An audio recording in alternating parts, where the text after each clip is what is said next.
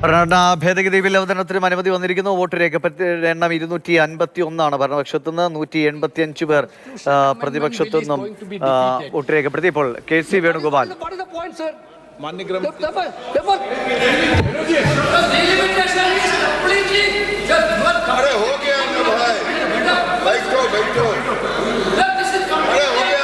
हो गया, बोल लिए।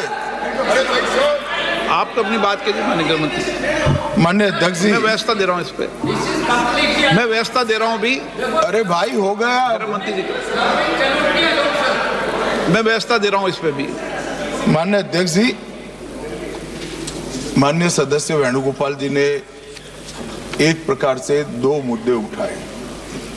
एक मुद्दा टेक्निकल है कि जो संविधान संशोधन होता है इसमें गण की आपूर्ति अलग होती है और जो कानून होता है उसमें गण की आपूर्ति अलग होती है।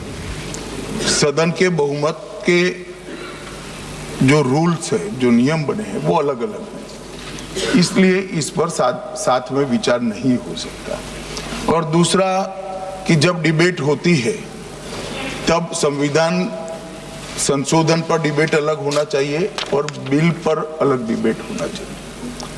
माननीय अध्यक्ष जी, ये जो 3 बिल, एक संविधान संशोधन और 2 बिल सदन के सामने अभी प्रस्तुत किए हैं, उसमें से संविधान संशोधन करने के बाद महिला आरक्षण को लॉजिकल एंड ले जाने के लिए ये 2 कानून जरूरी है, इसलिए 2 कानून साथ में लाए गए। एक प्रकार से संविधान संशोधन होने के बाद जो जरूरियात उत्पन्न होती है उसी में से ये 2 कानून लाने का सोचा गया है। जहां तक उनका सवाल है कि बिल पारित करने में मत का विभाजन अलग अलग होता है, तो अभी हम चर्चा एक साथ में करें, क्योंकि एक कुल मिलाकर एट लेंथ में देखें तो एक ही विषय पर चर्चा होना है। जब आप बिल पारित करोगे तो स्वाभाविक रूप से तीनों संविधान संशोधन में अलग डिवीजन होगा और बिलों की डिवीजन की जरूरत पड़ी तो भी वो अलग होगा।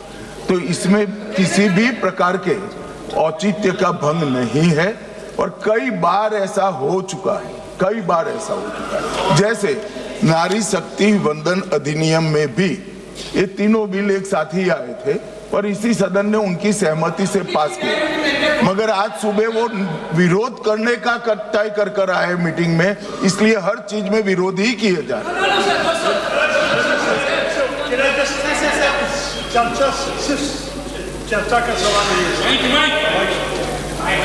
नहीं, मैंने उनको अलाउ थोड़ी किया है।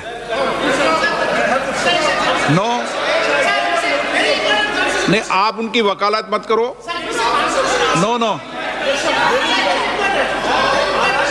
शशि थरूर जी ने ज्ञान दे दिया वेणुगोपाल जी को, या तो वेणुगोपाल जी ज्ञान प्राप्त नहीं करते तो शशि थरूर जी को बोलने दिया इन्होंने, मैं क्या करूं?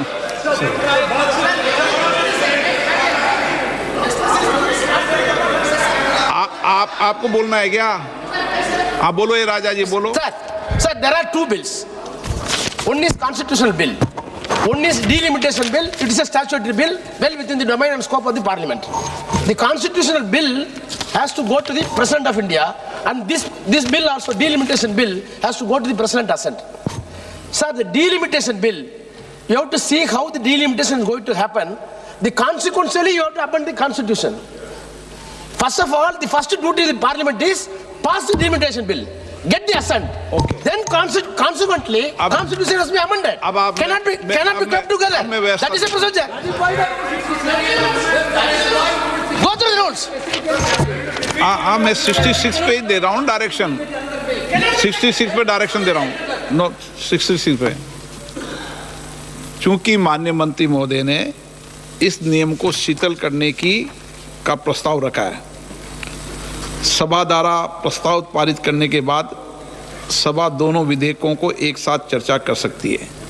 पूर्व में भी कई दृष्टांत हैं इसके, जो आप चाहेंगे तो सभी कार्यकाल के एक दृष्टांत को मैं सुना सकता हूं, लंबी सूची है।